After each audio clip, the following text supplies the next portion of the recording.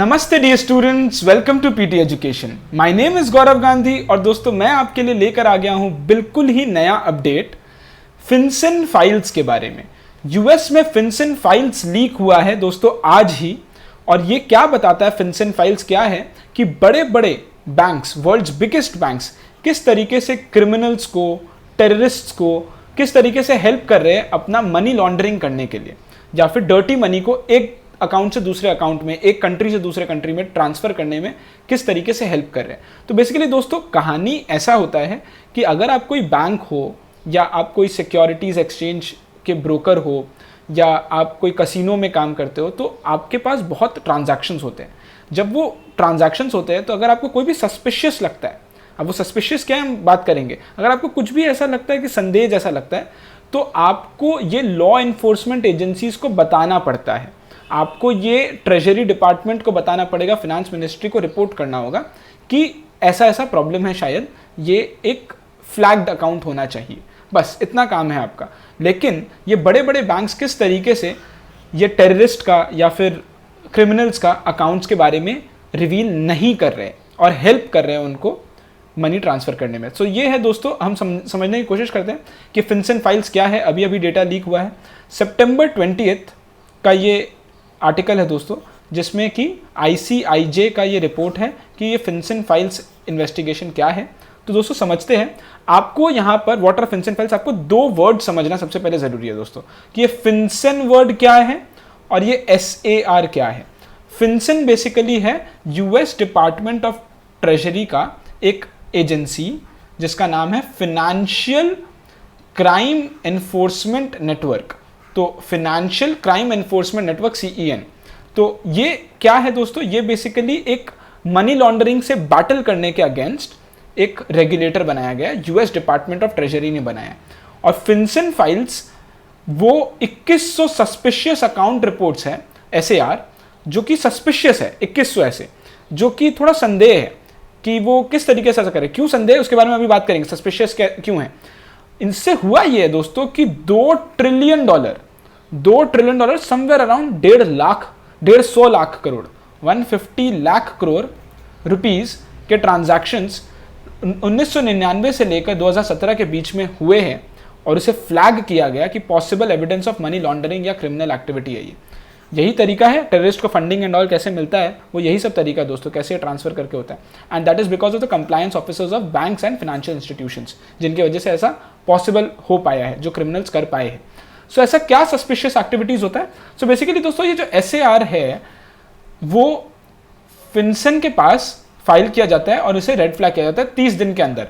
आप कोई भी ट्रांजैक्शन अगर आप ऐसा देख रहे हो अपने बैंक में कि कुछ गड़बड़ लग रहा है, तो आपको 30 दिन के अंदर उसको रिपोर्ट करना पड़ता है। वो क्रिमिनल फंड्स और any form of dirty money, insider trading basically क्या होता है कि स्टॉक मार्केट में कोई शेयर का प्राइस ऊपर नीचे होने वाला because of some big announcement inside the company, वो अंदर ही अंदर का बात आप रिवील कर दिया, जिसकी वजह से आपको पता चल गया कि स्टॉक मार्केट में प्राइस ऊपर नीचे क्या होगा।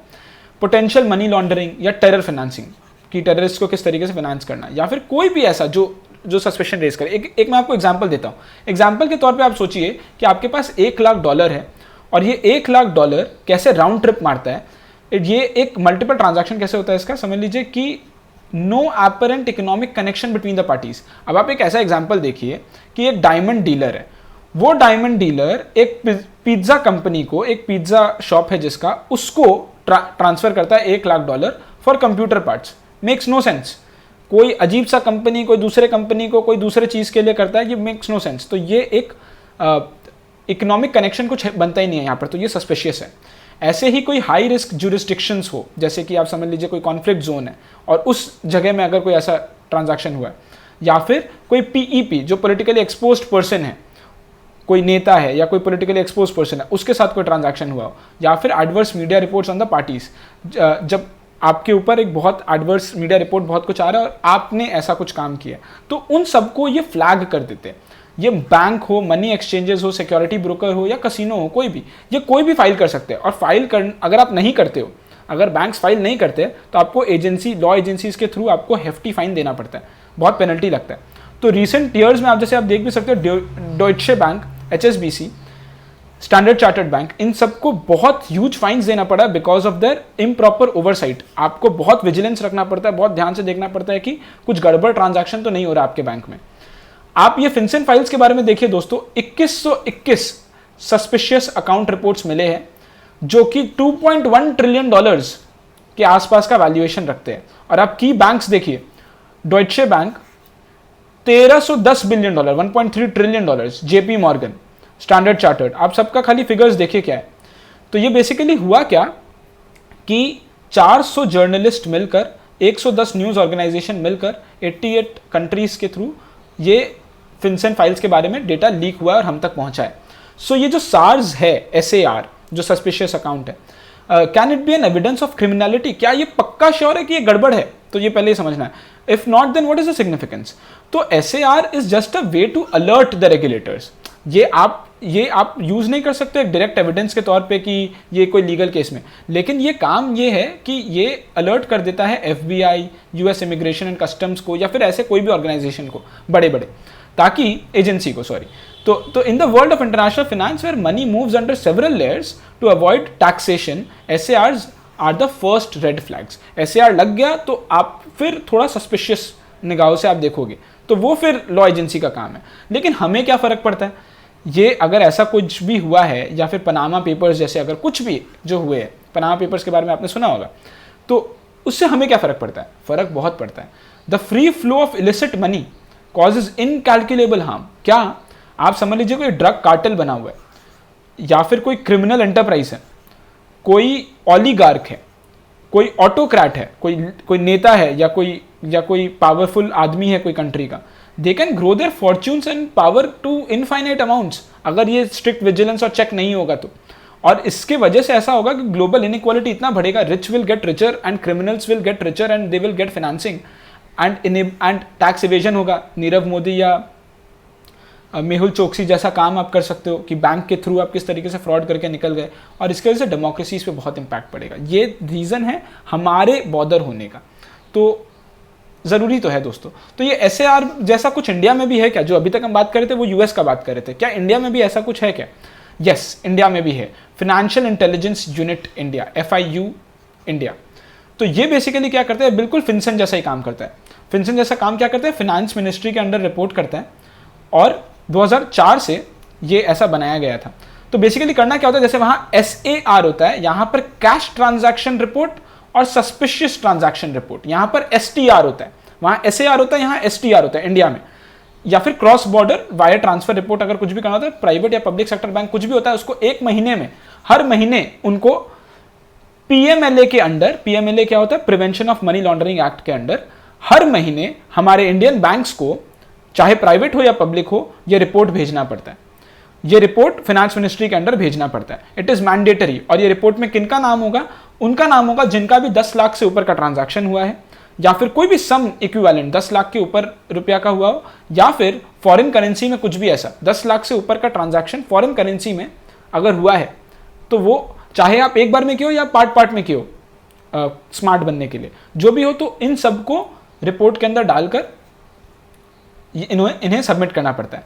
And for the Indian banking sector, क्या फिनसेन फाइल्स कुछ हाईलाइट करता है? क्या फिनसेन फाइल से हमें कुछ इंपैक्ट होता है? बिल्कुल होता है। क्या होता है? Were the thousands of transactions involving Indian entities. दोस्तों 44 इंडियन बैंक्स का भी नाम आया फिनसेन में। तो क्या इन सब को और इन सारे इंडिविजुअल्स को रेड फ्लैग किया गया जो फिनसेन से? क्या उसे इंडिया में FIU ने किया था? जो FIU आप बना के रखे हो, क्या FIU ने इन्हें रेड फ्लैग किया था जिनका नाम फिनसेन फाइल्स में आया है? ये बहुत इंपॉर्टेंट है जानना हमें। सो अभी वो धीरे धीरे करके जो रिपोर्ट्स आएंगे बाहर, तब समझ में आएगा। अगर रिपोर्ट्स बाहर आते हैं तो, ऐसे तो रिपोर्ट्स बाहर ही नहीं आते हैं। So how did ICIJ get these files? ICIJ basically क्या? International consortium of investigative journalist. तो बेसिकली क्या हुआ दोस्तों, ये रिपोर्ट आया कैसे? US में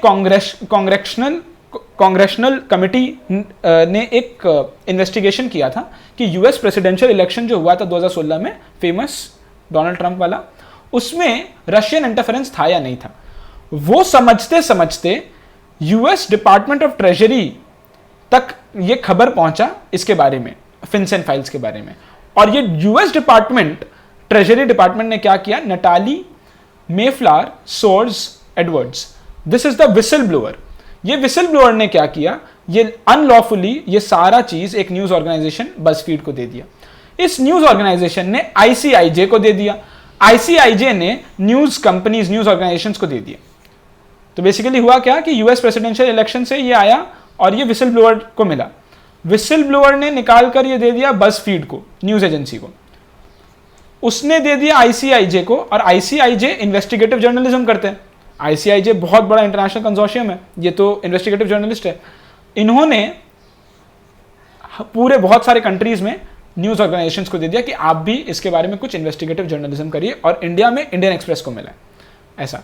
इस तरीके से डेटा लीक हो गया, इस तरीके से हम तक पहुंच गया डेटा, और आज ही पहुंचा है डेटा। सो आई होप आपको दोस्तों समझ आया होगा ये पूरा क्या कहानी है फिनसेन फाइल्स का, और किस तरीके से बड़े बड़े बैंक्स इसे फेवर कर रहे हैं, और अब कैसे बड़े बड़े बैंक्स के साथ क्या होगा देखते हैं, हम भी देखेंगे क्या होता है और किस तरीके से मनी लॉन्ड्रिंग का कॉन्सेप्ट पूरा खत्म होता है। So this is it from my side दोस्तों। मैं 2 क्वेश्चंस आपके लिए लेकर आया हूं, वेरी इंपॉर्टेंट एग्जाम पर्पसेस के लिए भी, कि what do you know about the 2017 का पैराडाइज पेपर्स, 2016 का पनामा पेपर्स, 2015 का स्विस लीक्स और 2014 का लक्स लीक्स। इन चारों के बारे में, ये सब मनी लॉन्ड्रिंग के लीक्स के बारे में ही बात है। तो ये सारे के बारे में आप बताइएगा दोस्तों कमेंट सेक्शन में कि इन सब के बारे में आप क्या जानते हो, एक एक 2 लाइन में ही बताइएगा कि आप क्या जानते हो। And why should we be bothered by such leaks, अगर कोई ऐसे लीक्स होते हैं तो उससे हमें क्या इंपैक्ट पड़ता है। ये बहुत ही मासूम सा क्वेश्चन है, लेकिन बहुत इंपॉर्टेंट क्वेश्चन है, और इससे आपको बहुत सारे क्वेश्चंस का आंसर बाहर आएगा। सो इन दोनों क्वेश्चंस का आंसर आप कमेंट सेक्शन में दीजिएगा दोस्तों। Would be very nice if you like the video and share the video, अगर आपको ये वीडियो अच्छा लगा है तो, और हमें इसी तरीके से सपोर्ट करते रहिए, हमें भी बहुत मोटिवेशन मिलता है आपके लिए ऐसे ही नए और एक्साइटिंग वीडियोस बना के लाने के लिए। Thank you so much, this is it from my side. These are some useful PT resources from the PT family. Make full use of them. Thank you so much. See you soon. Namaste. Jai Hind.